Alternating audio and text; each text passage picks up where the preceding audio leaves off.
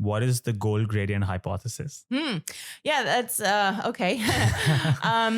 Yeah. Okay. So, classically, this was first studied like in the 1940s and 1950s, back when psychology was more the study of rats and mice than the study of people. Yeah. And conducted by, behaviorists that were really looking at animal behavior as a model for what do people do. Yep.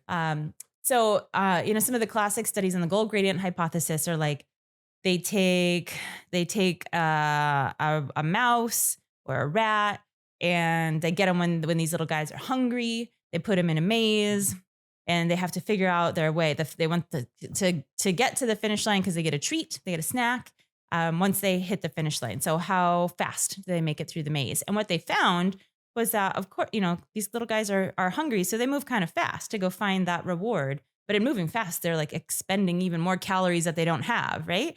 So they actually move faster towards the end of that maze than they did at the beginning, at the start.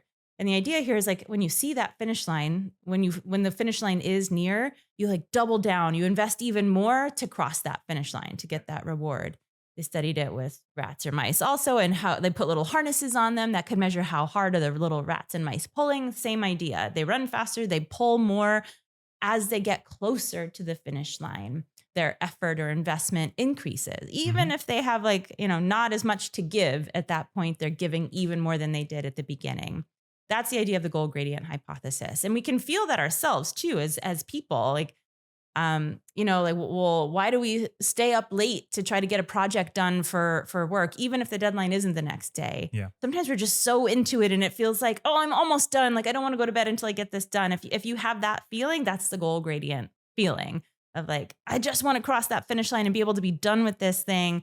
And so you might make a trade-off of like trading off sleep or going out with friends or something because you're so close and you want to get it done.